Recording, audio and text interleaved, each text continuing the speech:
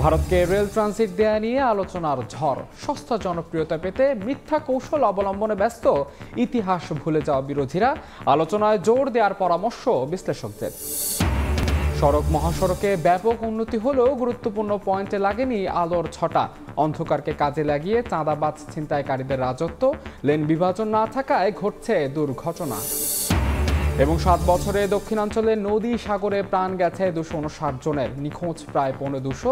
সরকারের সহায়তা না পাওয়ার অভিযোগ ভুক্তভোগীদের। জেলেদের পাশে থাকার আশ্বাস প্রশাসনের।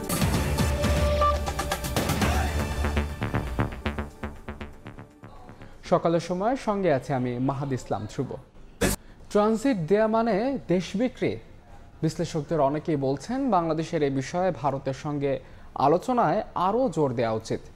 এক্ষেত্রে বিরোধী রাজনৈতিক দলগুলো সরকার কিংবা আওয়ামী লীগকে চাপ প্রয়োগ করতে পারে। কিন্তু এসব পথে না হেঁটে রেল ট্রানজিট দিলে বাংলাদেশের সার্বভৌমত্ব হুমকির মুখে পড়বে, এমন বক্তব্য কি তবে সস্তা জনপ্রিয়তার মিথ্যা কৌশল? ভারতকে রেল ট্রানজিট দেয়া নিয়ে শুরু থেকেই সামাজিক মাধ্যমে সমালোচনা মুখর একদল মানুষ। তাদের মতে এর কারণে ভারত দেশ দখল করে নেবে। সেই সমালোচনায় শুরু থেকে আরও অনেকের সঙ্গে যুক্ত আছে বিএনপিও। এ নিয়ে লাগাতার সমালোচনা করে যাচ্ছেন তারা। সবশেষ রোববারও এ নিয়ে কথা বলেছেন বিএনপি মহাসচিব। রেল যোগাযোগের নামে করিডোর প্রদানের মাধ্যমে যা করা হয়েছে তাতে আমাদের সার্বভৌমত্ব, জাতীয় নিরাপত্তা মারাত্মক হুমকির মুখে পড়বে।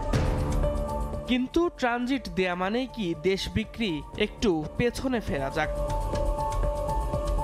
2010 সালে বাংলাদেশের সড়ক পথ ব্যবহার করে ভারতের উত্তর পূর্বের রাজ্যগুলোতে পণ্য পরিবহনের দীর্ঘমেয়াদী চুক্তির পর থেকেই নানা মহলে সমালোচনা ছিল তুঙ্গে। এখনও এ নিয়ে বেশ সমালোচনা হয়।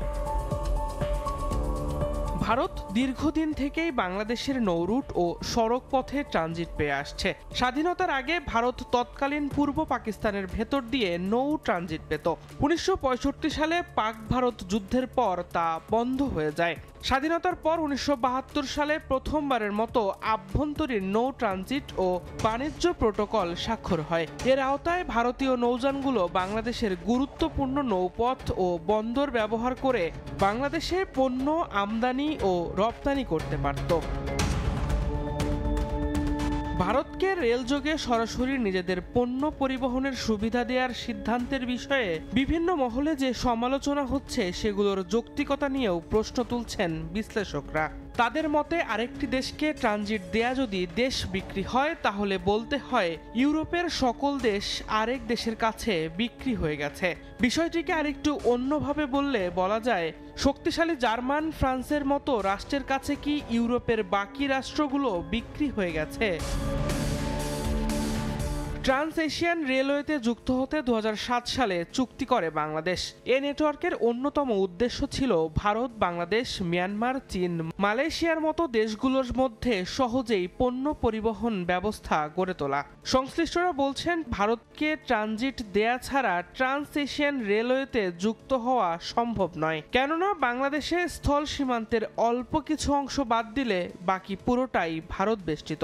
বাংলাদেশ ট্রানজিট বিষয়ক সমালোচনা নিয়ে প্রধানমন্ত্রী শেখ হাসিনা মঙ্গলবার ভারত সফর শেষে সংবাদ সম্মেলনে বাংলাদেশের অবস্থান তুলে ধরেন। তিনি প্রশ্ন করেন, একটি দেশের সঙ্গে আরেকটি দেশের ট্রানজিট দিলেই বা ক্ষতি কি? একটা দেশের মধ্যে হঠাৎ ট্রানজিট দিলেই বা ক্ষতিটা কি? বিক্রিটা তাহলে ওজনটা কিসে মাপছে আর বিক্রিটা হয় কিভাবে? আসলে যারা এটা বলে তারা নিজেই ভারতের কাছে বিক্রি করা। দেশের মানুষের কল্যাণের কথা মাথায় রেখেই ভারতের সঙ্গে রেল যোগাযোগ বাড়ানো হচ্ছে বলে জানান প্রধানমন্ত্রী। আমি তো বঙ্গবন্ধু শেখ মুজিবের মেয়ে। আমি দেশও বেচি না, দেশের স্বার্থ বেচি না। আমি সবসময় দেশের স্বার্থ রক্ষা করেই চলি।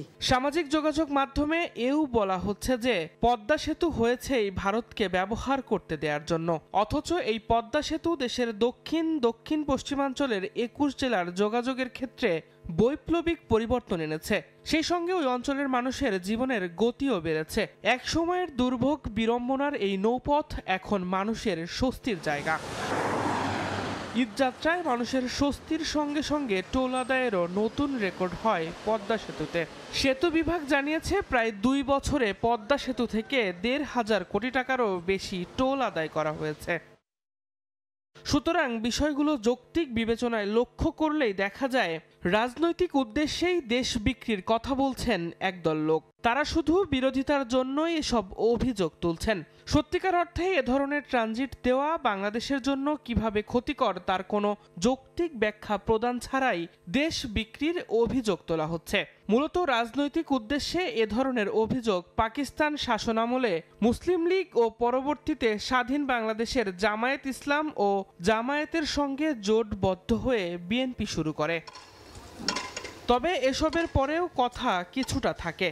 ভারতকে রেল ট্রানজিট দিলে বাংলাদেশেরও রাজস্ব আয় বাড়ার সম্ভাবনা আছে সত্যি, কিন্তু নজর দেয়া যাক অন্য জায়গায়। ভারতের সর্ব উত্তরের জেলা পঞ্চগড়ের বাংলাবান্ধা থেকে নেপালের কাকরভিটা স্থলবন্দরের দূরত্ব মাত্র 54 কিলোমিটার, আর ভুটানের দূরত্ব 68 কিলোমিটার। এই দুটি পথে ভারত কি বাংলাদেশকে ট্রানজিট দিতে পারে না? বলা হচ্ছে পঞ্চগড় থেকে প্রায় 25 কিলোমিটার ট্রানজিট ভারত বাংলাদেশকে দিলেই স্থলপথে সরাসরি যোগাযোগ স্থাপিত হতে পারে দুটি বন্ধু রাষ্ট্রের। এক্ষেত্রে আরেক বন্ধু রাষ্ট্র ভারতও উপকৃত বাংলাদেশ নেপালের পাশাপাশি। বিশ্লেষকদের অনেকেই বলছেন বাংলাদেশের এখন উচিত এ ব্যাপারে ভারতের সঙ্গে দেন দরবার করা, প্রয়োজনে ভারতের কাছ থেকে এ নিয়ে আরও জোরালো পদক্ষেপ আদায় করা। এক্ষেত্রে বিরোধী রাজনৈতিক দলগুলো সরকার কিংবা আওয়ামী লীগকে চাপ প্রয়োগ করতে পারে। কিন্তু এসব পথে না হেঁটে রেল ট্রানজিট দিলে বাংলাদেশের সার্বভৌমত্ব হুমকির মুখে পড়বে, এমন বক্তব্য দিয়ে হয়তো কিছু সস্তা হাততালি পাওয়া যাবে, তবে লাভের খাতায় যোগ হবে না কিছুই। দিন মোহাম্মদ সাব্বির, সময় সংবাদ, ঢাকা। আজ থেকে চালু হচ্ছে নতুন পেনশন কর্মসূচি প্রত্যয়। এই পেনশন স্কিমে রাষ্ট্রায়ত্ত, স্বায়ত্তশাসিত, স্বশাসিত, সংবিধিবদ্ধ বা সমজাতীয় সংস্থায় 1 জুলাই থেকে যোগদান নতুন কর্মকর্তা কর্মচারীদের বাধ্যতামূলকভাবে যোগ দিতে হবে। যদিও নতুন এই পেনশন কর্মসূচি নিয়ে আপত্তি তুলেছে বাংলাদেশ বিশ্ববিদ্যালয় শিক্ষক সমিতি ফেডারেশন। 1 জুলাই অর্থাৎ সোমবার থেকে চালু হচ্ছে নতুন পেনশন কর্মসূচি প্রত্যয়। চলুন দেখে নেওয়া যাক কি সুবিধা থাকছে নতুন এই স্কিমে।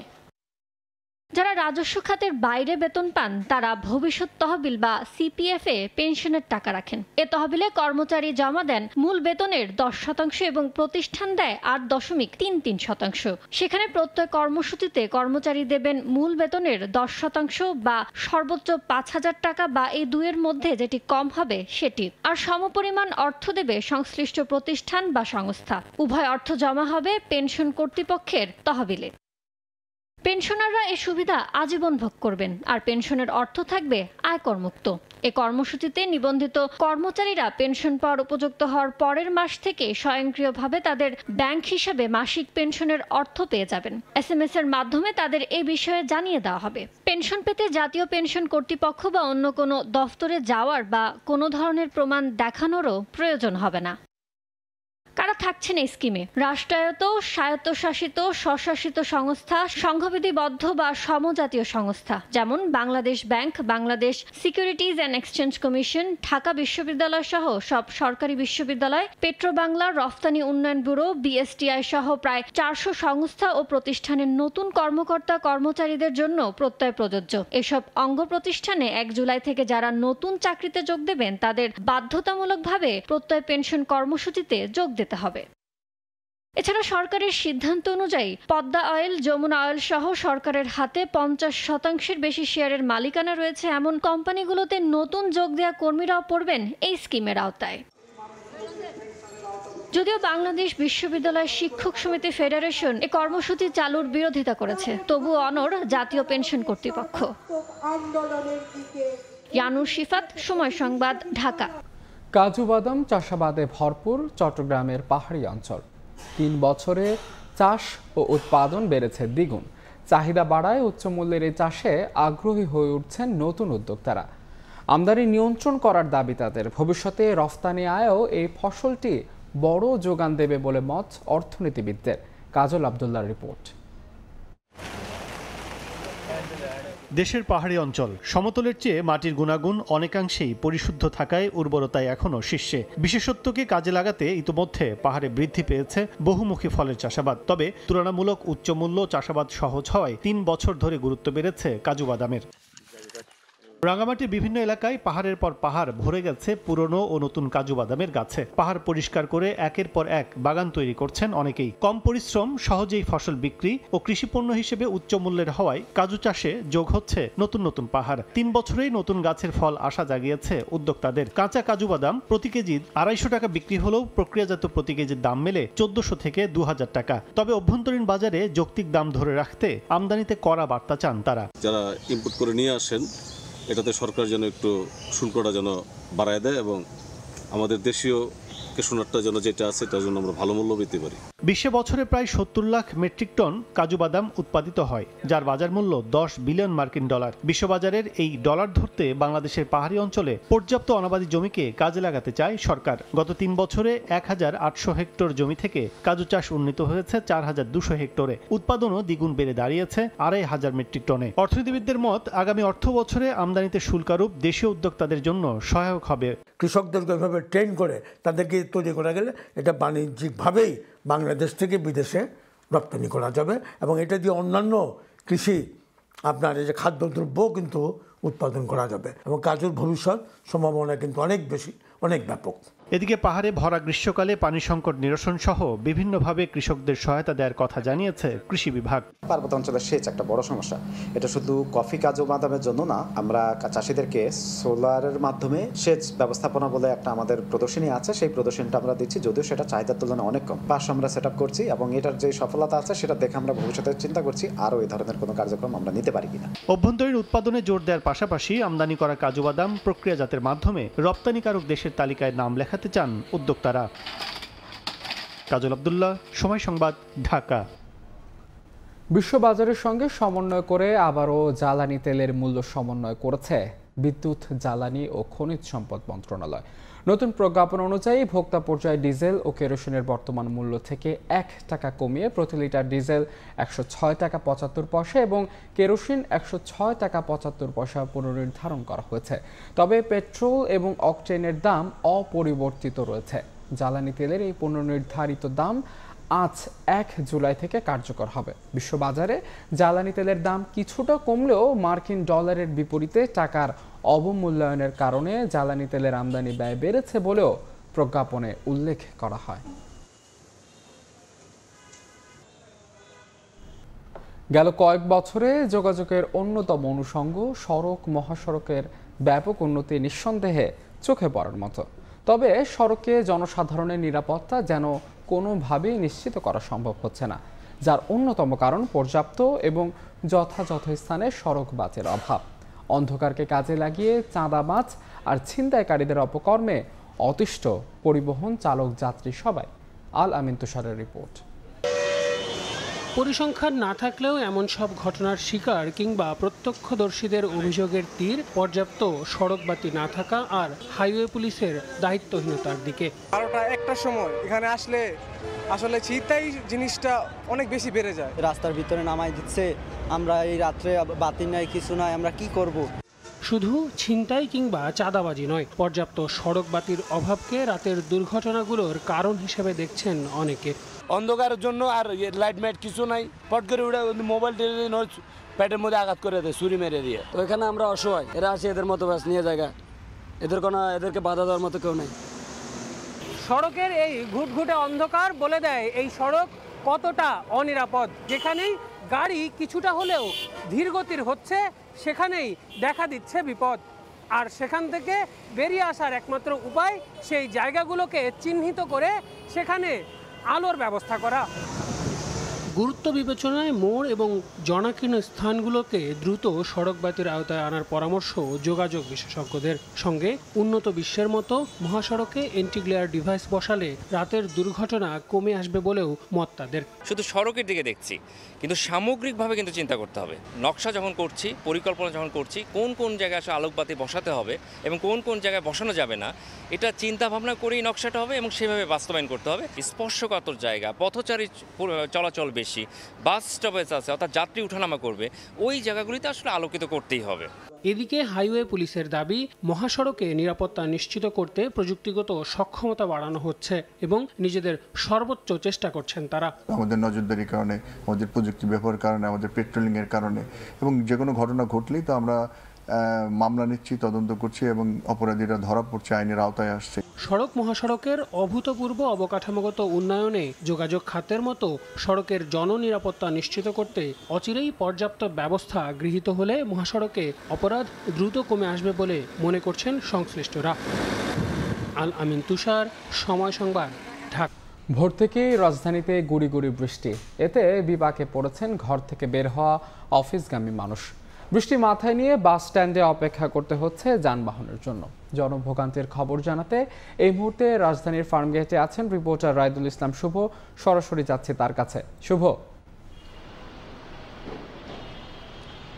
গতরাত থেকে গুড়ি গুড়ি বৃষ্টি শুরু হয়। সকাল থেকে আমরা লক্ষ্য করতে পেরেছি রাজধানীর বাসের অনেকটা ভোগান্তিতে পড়তে হয়েছে, বিশেষ করে স্কুলগামী এবং অফিসগামী যে সকল যাত্রীরা ছিলেন তাদের গন্তব্যে যাওয়ার জন্য পর্যাপ্ত পরিমাণের যানবাহন না পাওয়া এবং ঠিক গাড়ির জন্য অপেক্ষা করা, বৃষ্টিতে ভিজে ভিজে অফিস করতে যাওয়া বা স্কুলের উদ্দেশ্যে রওনা হওয়াতে কিন্তু আমরা দেখেছি যারা ছোট ছোট শিক্ষার্থী রয়েছে বা যারা অফিসগামী গিয়েছে অনেককে ভিজে যেতেই আমরা কিন্তু লক্ষ্য করেছি এবং বাসের জন্য তারা কিন্তু দীর্ঘ সময় ধরে অপেক্ষা করতে আমরা সকাল থেকে লক্ষ্য করছি। আমরা জানি যে গত কাল থেকে কিন্তু সারা দেশে বিভিন্ন জায়গাতে গুড়ি বৃষ্টি শুরু হচ্ছে। আবহাওয়া দপ্তর যে বিষয়টি জানিয়েছে যে এই বৃষ্টি আগামী 5 তারিখ পর্যন্ত চলার সম্ভাবনার কথা জানানো হয়েছে এবং এতে করে আমরা দেখেছি যে মুষলধারায় বৃষ্টি না হলেও যে গুড়ি গুড়ি যে বৃষ্টিটি হচ্ছে, এই বৃষ্টির কারণে আমরা দেখতে পেয়েছি বিশেষ করে প্রতিবারই বৃষ্টি হলে যে একটু অতিরিক্ত ভাড়া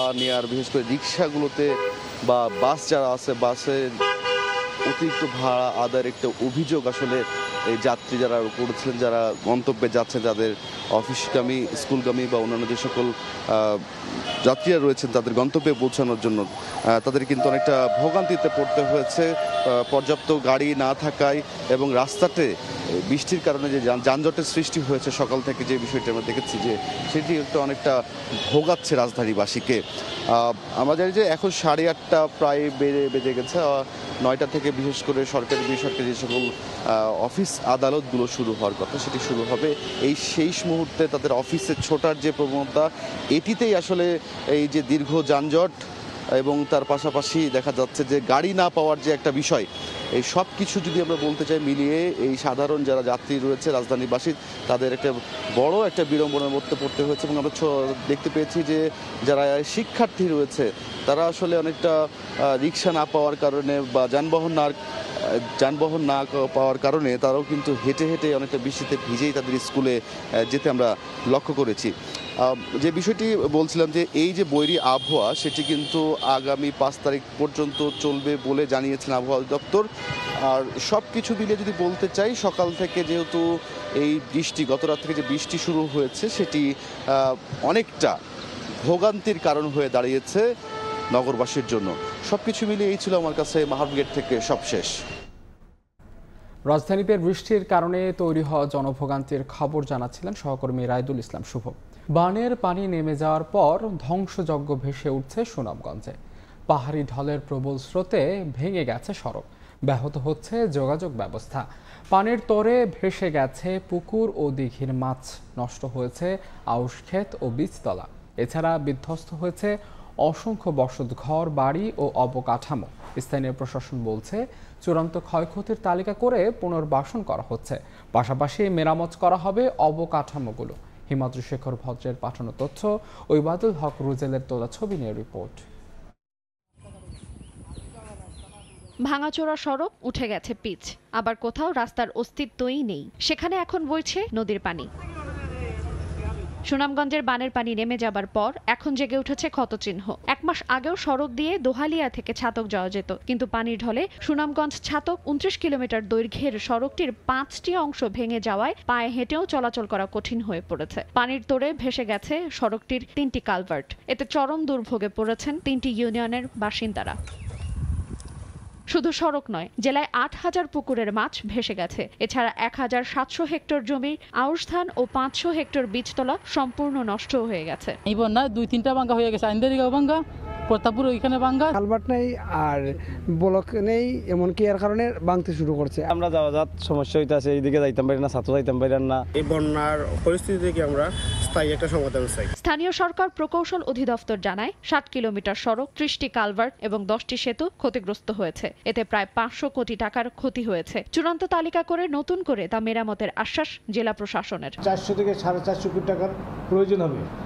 তবে এই বিষয়টা আমি আমার ঊর্ধ্বতন কর্তৃপক্ষ দৃষ্টি আকর্ষণ করেছি এবং তারা মেরামতের জন্য প্রয়োজনীয় ব্যবস্থা গ্রহণ করবে। ক্ষয়ক্ষতির রিপোর্টগুলো আসার পর আমরা কম্পাইল করে ডিফর্মে ঊর্ধ্বতন কর্তৃপক্ষের নিকট প্রেরণ করব এবং প্রয়োজনীয় বরাদ্দ প্রাপ্তির সাপেক্ষে প্রকৃত যারা ক্ষতিগ্রস্ত রয়েছে তাদের মধ্যে বিতরণ করা হবে। চলতি বছর ২ দফায় সুরমা, জাদুকাটা, খাসিয়ামারা সহ জেলার ৭টি নদীর পানি বেড়ে প্লাবিত হয় পুরো জনপদ। এতে অন্তত ১০,০০০ বাড়িঘর সম্পূর্ণ ও আংশিক ক্ষতিগ্রস্ত হয়। সময় সংবাদ, সুনামগঞ্জ। যমুনা নদীতে পানি বাড়ার সঙ্গে সঙ্গে দেখা দিয়েছে তীব্র নদী ভাঙন। এ বিষয়ে বিস্তারিত জানাতে সিরাজগঞ্জের পাঁচিল এলাকা থেকে সরাসরি যুক্ত হচ্ছেন রিপোর্টার রিঙ্কু কুঞ্জু। রিঙ্কু, গত কয়েকদিন ধরে বেড়ে চলেছে যমুনা নদীর পানি এবং যমুনা নদীর পানি বৃদ্ধির সাথে সাথে সিরাজগঞ্জের শাহজাদপুর এবং এনায়েতপুরে বেশ কয়েকটি এলাকায় ভাঙন দেখা দিয়েছে। আমরা এখন আছি সিরাজগঞ্জের শাহজাদপুর উপজেলার পাঁচিল এলাকায় এবং আমরা সকাল থেকে যে দেখছি যে এই এলাকার গত কয়েকদিন ধরে কিন্তু তীব্র ভাঙনের ফলে কিন্তু বেশ কয়েকটি বসত ঘর, পাকা বাড়ি, আধা পাকা বাড়ি সহ বিস্তীর্ণ এলাকা কিন্তু আসলে নদীগর্ভে বিলীন হয়ে গেছে এবং বিধ্বস্ত একটি এলাকাতে পরিণত হয়েছে এই পাঁচিল এলাকাটি। এবং এছাড়া পাঁচিলের আশপাশে ব্রাহ্মণগ্রাম, আরকান্দি, বায়ুখোলা বেশ কয়েকটি এলাকায় কিন্তু এই ভাঙনের তীব্রতা বেড়েছে। আমরা যদি দেখাই যে এই যে আপনারা বাড়িটি দেখতে পাচ্ছেন, এই বাড়িটিতে একটি মুরগির খামার ছিল, গরুর খামার ছিল সহ একটি পাকা ভবনও ছিল, সেই পুরোটাই কিন্তু আসলে নদীগর্ভে বিলীন হয়েছে এবং একটি আধা পাকা বাড়ি কিন্তু রয়েছে, সেটি আমরা দেখতে পাচ্ছি এবং এটি নদীগর্ভে বিলীনের অপেক্ষায়। হয়তো এই যে এই বাড়িটির মতো অনেক বাড়ি কিন্তু আসলে বসতিরা যারা ছিল তারা কিন্তু এই এলাকা ছেড়ে অন্যত্র খোলা আকাশের নিচে আসলে আশ্রয় নিয়েছে এবং সকলের অবস্থা আসলে একই।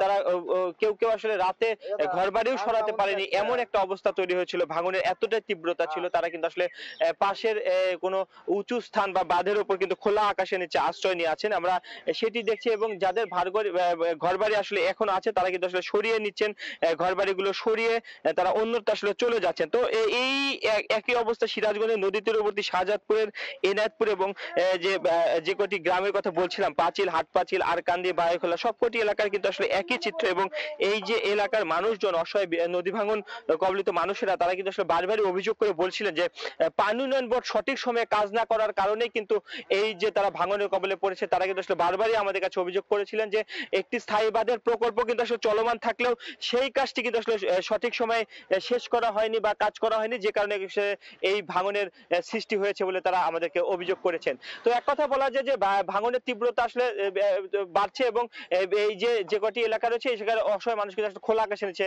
অসহায় জীবন যাপন করছে। তো এই ছিল যমুনা নদী ভাঙনের আমার কাছে সবশেষ খবর। যমুনা নদী ভাঙনের সবশেষ খবর জানাচ্ছিলেন সহকর্মী রিঙ্কু কুঞ্জু। দেখছেন সকালের সময়। দেশের বাইরের খবর। ফ্রান্সে প্রথম ধাপের পার্লামেন্ট নির্বাচনে মেরিন লে পেনের নেতৃত্বাধীন কট্টর ডানপন্থী দল RN জয় পেয়েছে। দলটি পেয়েছে 34% ভোট। অন্যদিকে বামপন্থী জোট নিউ পপুলার ফ্রন্ট পেয়েছে 28%-এর বেশি। আর বর্তমান প্রেসিডেন্ট ইমানুয়েল ম্যাক্রোর জোট পেয়েছে 20%-এর বেশি ভোট। গত 40 বছরের মধ্যে সর্বোচ্চ ভোট পড়েছে দেশটিতে। ফ্রান্স থেকে বিস্তারিত জানাচ্ছেন মোহাম্মদ লুৎফুর রহমান বাবু। নির্বাচনের আগে যে সংখ্যা প্রকাশ করা হয়েছিল কিংবা জনমত জরিপে যে ফলাফল দেখা গিয়েছিল, ফ্রান্সে মধ্যবর্তী পার্লামেন্ট নির্বাচনের প্রথম ধাপের বুথ ফেরত ভোটের ফলাফলেও তার ছাপ দেখা গেল। নানা আলোচনা আর সমালোচনার পর প্রথম ধাপের নির্বাচনের ফলাফলে দেখা গেছে কট্টর ডানপন্থী মেরিন লোপেনের ন্যাশনাল র্যালি পেয়েছে 34% ভোট, আর কমিউনিস্টবাদীদের জোট নিউ ফ্রন্ট পপুলার পেয়েছে 28.1 ও প্রেসিডেন্ট ইমানুয়েল ম্যাক্রোর জোট পেয়েছে 20.3% ভোট। এদিকে ভোটের ফলাফলে হতাশা জানিয়ে সাধারণ মানুষ বলেছেন কট্টর ডানপন্থী মেরিন লোপেনের ন্যাশনাল র্যালি যদি ক্ষমতায় আসে তাহলে তাদেরকে বর্ণ বৈষম্যের শিকার হতে হবে। আর তাই আগামী 7 জুলাই দ্বিতীয় ধাপের ভোটে মেরিন লোপেনের ন্যাশনাল র্যালিকে যেন রোকা হয় সেজন্য সকল ভোটারদের প্রতি তারা আহ্বান জানিয়েছেন। আমাদের জন্য অনেক সমস্যা হবে, আমাদের বাচ্চা কাচ্চারা স্কুল কলেজে যেতে রাষ্ট্রজমের শিকার হবে এবং কাজে কর্মে আমাদের রাষ্ট্রজমা আসবে, সর্বত্র রাষ্ট্রজমা আসবে। বাংলাদেশে যত ভোটার ভাই বোনদের প্রতি আমার অনুরোধ থাকবে, আপনারা মারি রোপণকে রুখে দেওয়ার জন্য যত চেষ্টা আছে ভোট দিবেন না। বর্ণ বৈষম্যের বিরুদ্ধে রুখে দাঁড়ানোর জন্য এই নির্বাচনে ভোট প্রদান করা খুবই গুরুত্বপূর্ণ। আমি তরুণ প্রজন্মকে ভোট প্রদানের জন্য উৎসাহ প্রদান করেছি। একই সঙ্গে আমার বন্ধু বান্ধবদেরও ভোট দেওয়ার জন্য আহ্বান জানিয়েছি। আমি মনে করি দেশের স্থিতিশীলতার জন্য ম্যাক্রো সরকারের প্রয়োজন রয়েছে। এই সরকার ক্ষমতায় থাকলে দেশের শান্তি ও সম্প্রীতি বজায় থাকবে।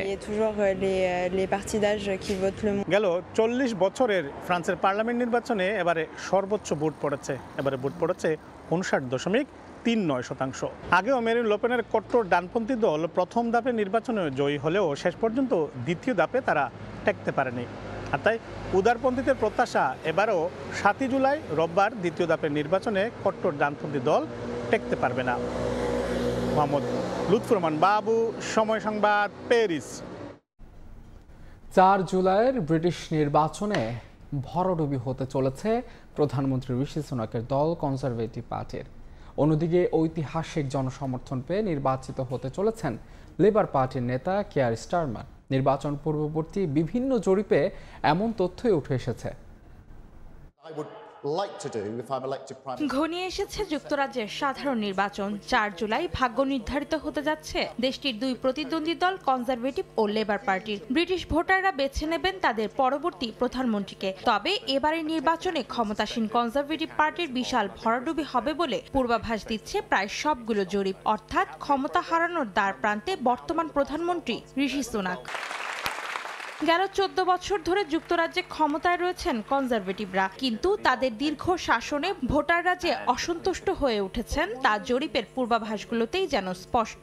জরিপ বলছে আসন্ন সাধারণ নির্বাচনে ঐতিহাসিক সমর্থন পেয়ে নির্বাচিত হতে চলেছেন লেবার পার্টির নেতা কেয়ার স্টারমার। বিপরীতে প্রায় 200 বছরের মধ্যে সবচেয়ে কম ভোট পেতে পারে ঋষি সুনাকের দল।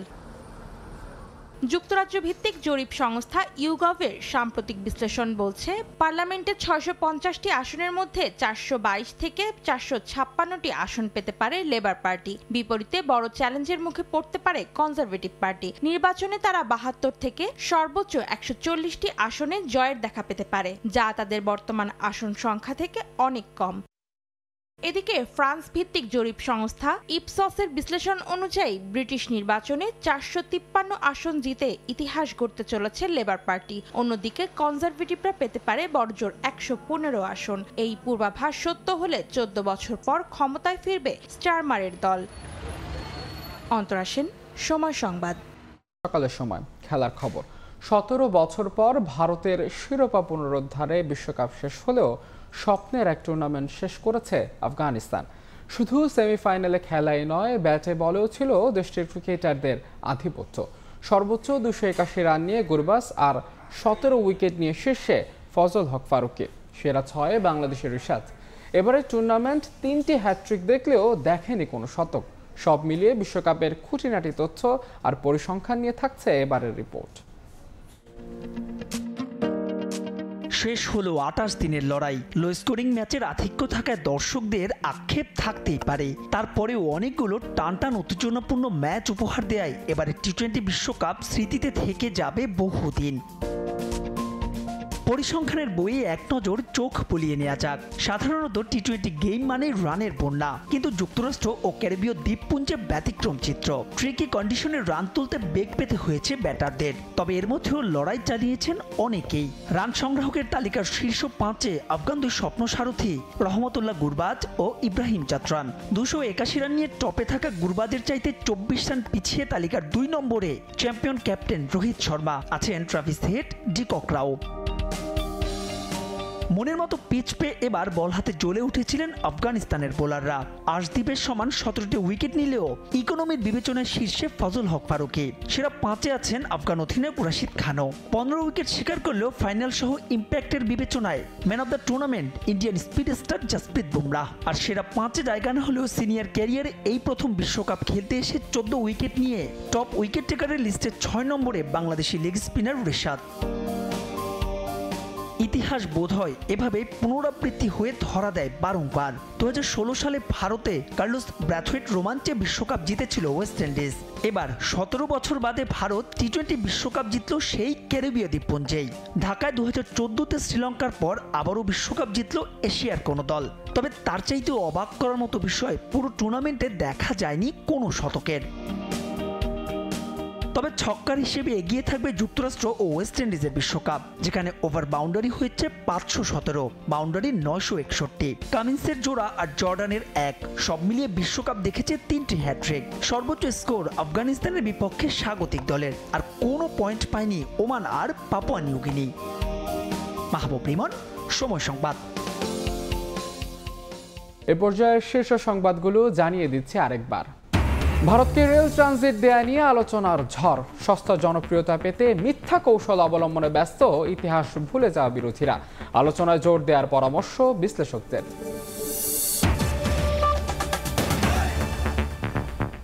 এই ছিল সকালের সময়। আন্তর্জাতিক সময়ের সঙ্গে থাকবেন সহকর্মী শায়লা রহমান ইমা। ধন্যবাদ মাহাদি। আন্তর্জাতিক সময় নিয়ে ফিরছি কিছুক্ষণ পর, সঙ্গেই থাকুন সময়ের।